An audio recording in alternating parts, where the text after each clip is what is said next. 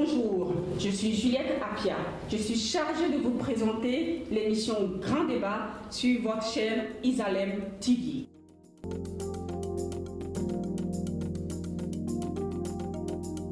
Et encore, c'est là Gabriel qui apparaît dans bien d'autres mythologies ou bien d'autres repères initiatiques. Ce qui veut donc dire... Mais Monsieur Camille, je voudrais vous poser une question.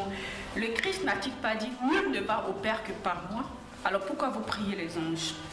Vous savez, sur la voie, nous estimons que tout propos spirituel contient au moins 7 degrés d'interprétation.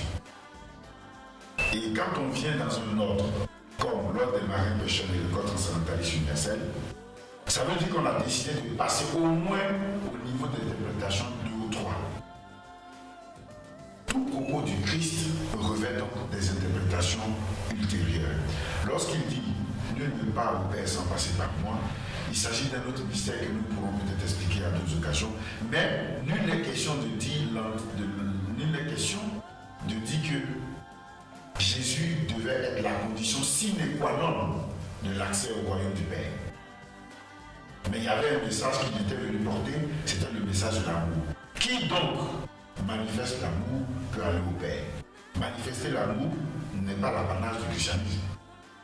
Manifester l'amour est l'apanage de l'être humain, car c'est par amour qu'il est né et c'est par amour qu'il peut retourner au Père. Nous mettons donc l'accent sur comment déployer cet amour-là pour que nos cœurs soient remplis d'amour et non de haine. Et donc, nous ne faisons pas l'apologie d'un Messie en particulier, nous faisons l'apologie du message divin qui a un véhicule, l'amour.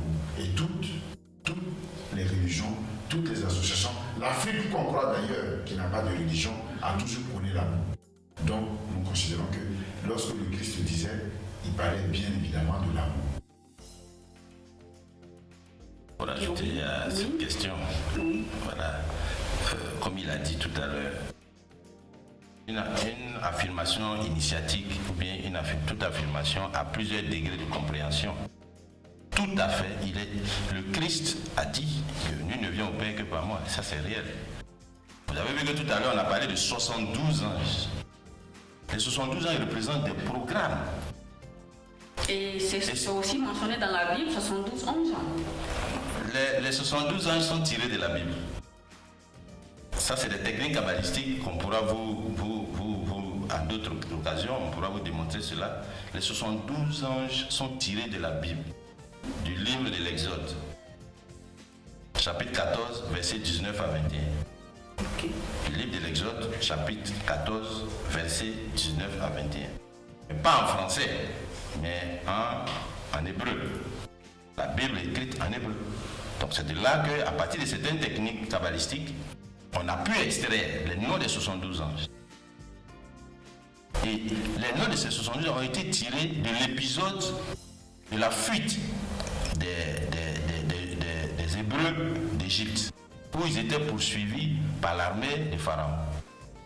Donc vous comprenez déjà que les noms d'anges tirés de cet épisode symboliquement représentent beaucoup de choses pour l'être humain. Nous sommes poursuivis aujourd'hui par beaucoup de choses, par notre passé, par la misère, par la pauvreté, par la peur. Nous sommes poursuivis par tout cela. Et rencontrer les anges est une forme de quoi? De salvation. Travailler avec les anges, avec conscience, avec amour, avec abnégation, nous enlève beaucoup de choses sur notre chemin. Et ça, c'est à l'étude qu'on apprend. C'est à l'école transcendentaliste que nous donnons cet enseignement-là. Comme l'a dit le président Camille, on ne va pas s'arroger toute la gamme de connaissances sur les anges, mais nous pensons que nous avons un ensemble de connaissances sur les anges qui nous permettent aujourd'hui de donner à l'humanité des éléments nécessaires pour pouvoir s'en sortir dans ce monde qui manque encore plus de repères. Et je reviens encore sur mon intervention concernant les 72 ans. Les 72 ans sont l'énergie christique diffractée en 72 programmes. Voilà. Quand tu vas à l'école, on ne peut pas tout te donner en un seul jour. Vous comprenez? Donc, les 72 ans représentent des programmes que l'âme humaine intègre au fur et à mesure pour conquérir la conscience christique. Ça, c'est très fort. Oui, parce que ça, si on n'a pas ça, on ne va pas comprendre. Vous voyez, Jésus qui vient dans nos vies et puis qui réalise des miracles. On va dire, mais où il a appris tout ça? Où il a acquis tout ce savoir, toute cette capacité à pouvoir déclencher des miracles, arrêter des tempêtes, tout ça? On va se poser cette question. Mais Jésus a eu un parcours. Il a eu tout un enseignement. Vous comprenez? Tous ceux qui fréquentent le domaine ésotérique savent que Jésus a eu plusieurs maîtres qui lui ont donné toute cette capacité-là. Donc nous aussi, nous sommes des élèves du Christ. Nous apprenons. À l'école transcendentaliste universelle, nous travaillons à cela. Et puis, un jour viendra où nous aussi, on pourra accomplir aussi ce genre de miracles. Mais ça, il faut beaucoup travailler sur soi. Monsieur Kwame, quelle est l'authenticité de ces enseignements? La particularité de nos enseignements à l'école transcendentaliste universelle est surtout due au fait que ce sont des enseignements inspirés. Vous savez, les mystères ne s'offrent qu'à ceux qui ont la capacité d'en comprendre l'essence. Et comme on le dit de façon triviale, Dieu répand sa grâce sur qui il veut. Donc, nos enseignements sont des enseignements kabbalistiques, fondamentalement kabbalistiques, mais en même temps qui ont une ouverture sur tous les champs de l'enseignement ésotérique et du mystique.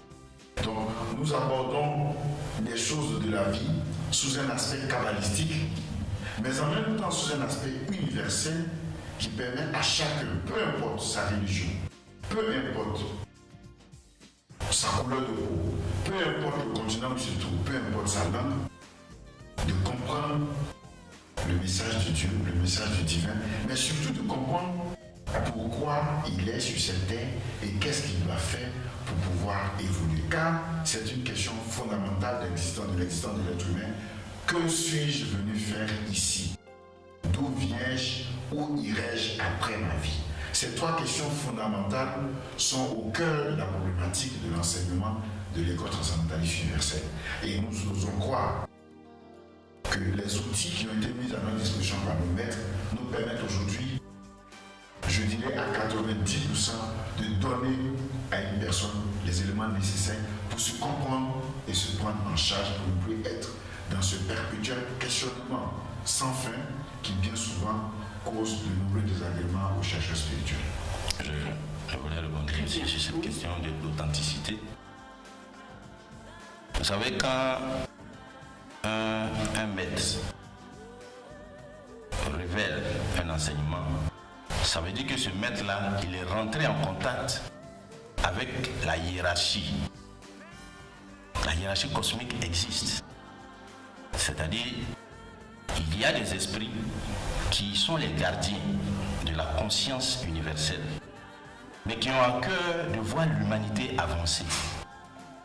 Mais ces grands esprits ont besoin, à un moment donné, de trouver un homme, un humain, qui soit capable de supporter les enseignements qu'ils entrevoient de divulguer à l'humanité.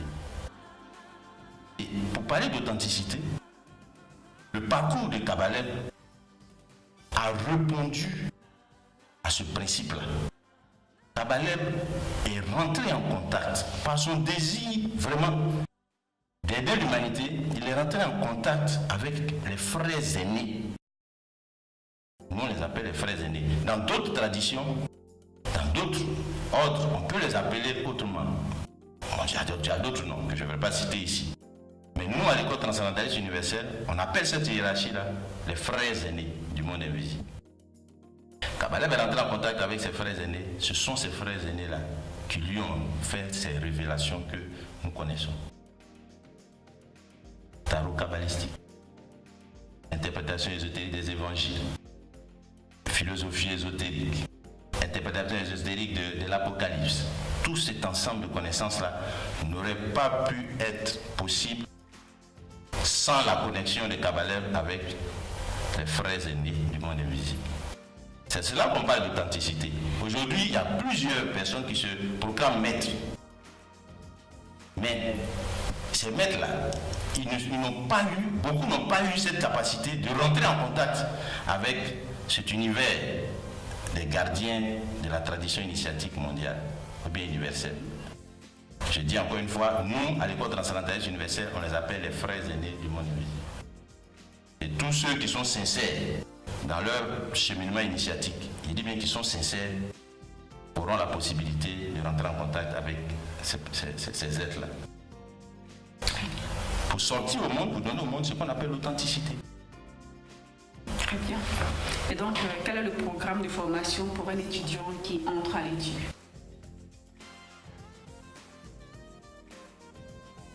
D'accord. Le programme de formation, il est vaste. Il y a cette formation qui prend durant 7 mois pour suivre le cours de philosophie ésotérique. Après ce cours de philosophie ésotérique, quand il rentre dans l'ordre interne, là-bas, il aura à suivre ce qu'on appelle les cours de grade. Ça va? Les travaux de grade. Là-bas, il y a plusieurs paliers, il y a plusieurs niveaux encore à l'interne. Il y a plusieurs grades.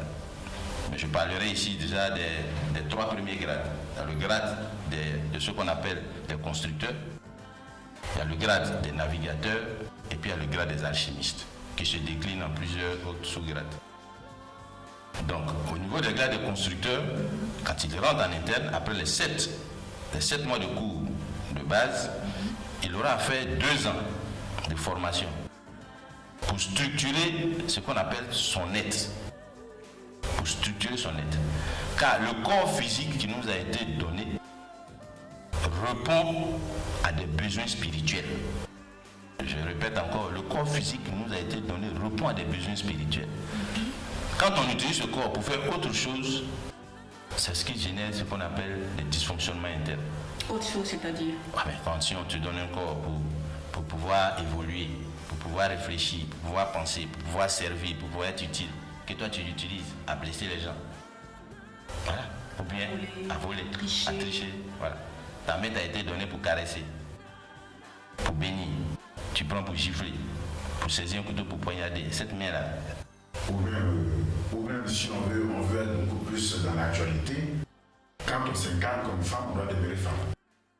Quand on s'incarne comme un homme, on doit demeurer homme. Mais quand aujourd'hui on assiste à des changements, des mutations de sexe, de genre, évidemment qu'on commence à modifier la mission de l'âme. Ce n'est pas sans conséquence.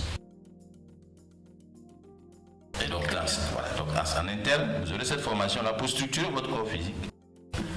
On appelle la Théba. En interne, votre corps physique. C'est un mot hébreu, Théba? Oui, c'est un mot hébreu. Ça veut dire arche. Ça veut dire arche. L'arche de Noé et tout ça, c'est le symbolisme que nous avons utilisé pour symboliser le corps physique. Et donc ce corps-là, il doit être structuré. Donc les enseignements que vous recevez, ces enseignements de base-là, vont structurer votre débat. Donc il y a un travail très profond, très spirituel. Il y a des travaux en interne qu'on vous donne pour que vous puissiez structurer cette débat. Pour que vous soyez vraiment un véritable support des forces de lumière pour pouvoir agir positivement dans la société. Après ça, il y a le grade de navigateur en interne. Voilà. Là aussi, on va vous donner encore d'autres types d'enseignements qui vont vous permettre d'avancer. En interne, vous aurez droit à des cours de philosophie ésotérique, mais d'une autre ampleur. Vous aurez des cours de tarot, des cours d'astrologie. Beaucoup plus approfondis.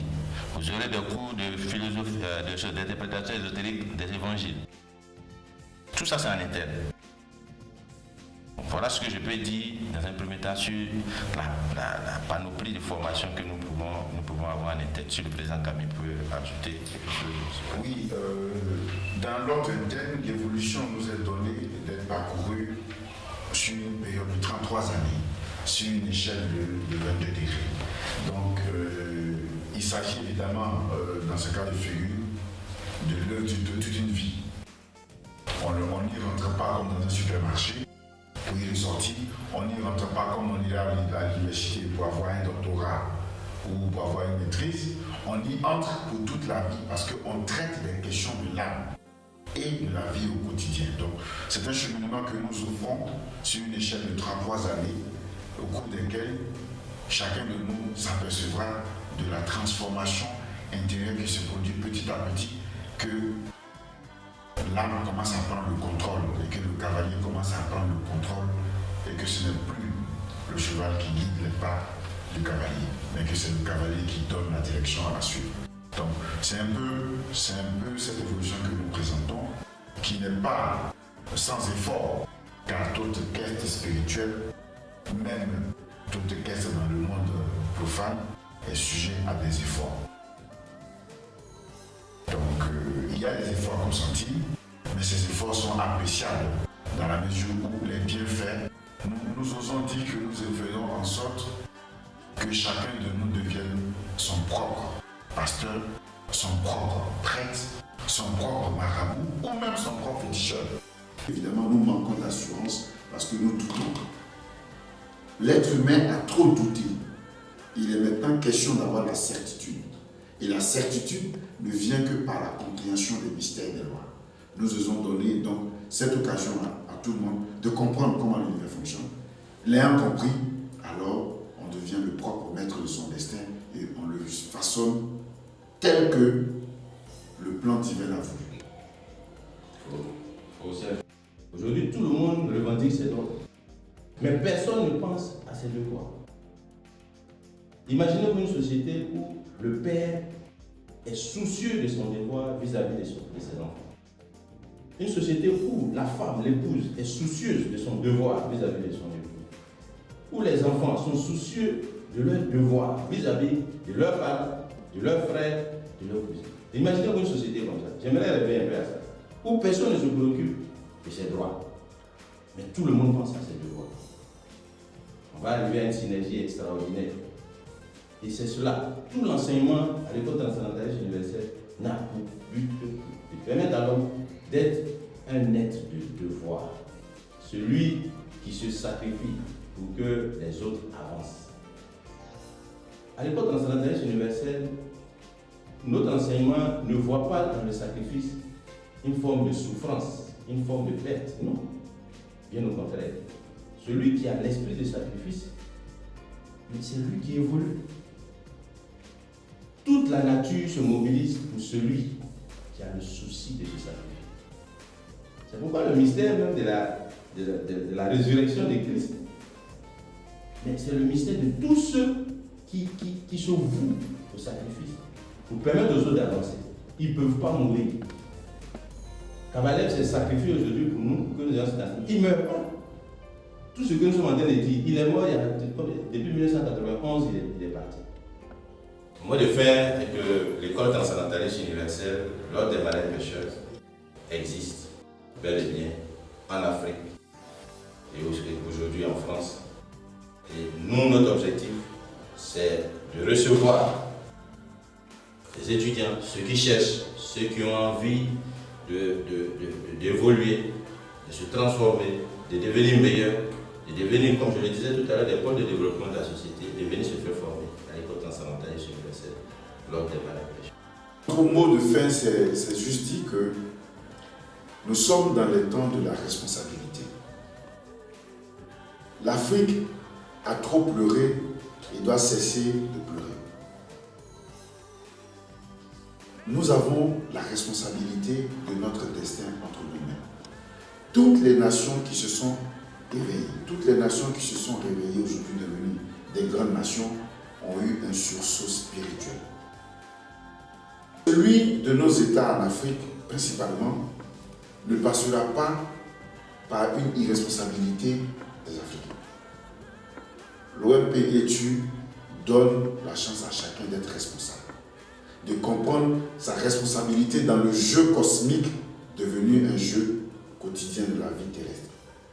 Ayant compris ce jeu-là, ayant compris notre part de responsabilité, alors nous pouvons contribuer à, un temps soit peu, créer un peu de bonheur, un peu de lumière pour tout le monde.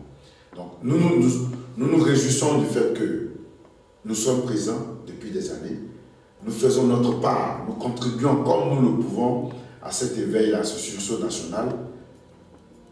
Dans cette Côte d'Ivoire qui a connu beaucoup de problèmes, beaucoup de crises, et dans laquelle beaucoup de vices aujourd'hui sont en train de gagner du terrain face à cette jeunesse qui est désemparée qui n'a plus de repères. Je voudrais donc rassurer les jeunes, surtout car c'est la jeunesse qui est l'espoir d'une nation. La spiritualité n'est pas l'affaire des sexagénaires. La spiritualité n'est pas l'affaire des personnes qui sont en passe de quitter notre monde. La spiritualité est l'œuvre de toute personne ayant la majorité, c'est-à-dire 21 ans. Donc un appel à tous ceux ou celles qui ont 21 ans, que ce soit en Côte d'Ivoire, au Bénin, en Afrique de l'Est, en Afrique du Sud, en Afrique du Nord, en France, un peu partout dans le monde, la chose spirituelle est la seule garantie de notre libération complète, de notre éveil et de notre véritable bonheur. Le vrai bonheur, il ne s'apprécie que dans une dimension hautement spirituelle et non matérielle. Car tout ce qui est matériel finit toujours par corrompre. Mais tout ce qui est spirituel demeure dans l'éternité et donc se rapproche de ce qui est divin. Monsieur Kwame Camille, merci d'être venu sur le plateau d'Isalem TV. Monsieur Padio, merci à vous également. Merci, madame. Pour ce thème qu'est-ce que le tu? Chers téléspectateurs, merci de nous avoir suivis et nous espérons que vous serez toujours scotchés sur notre chaîne bien-aimée Isalem TV. À très bientôt.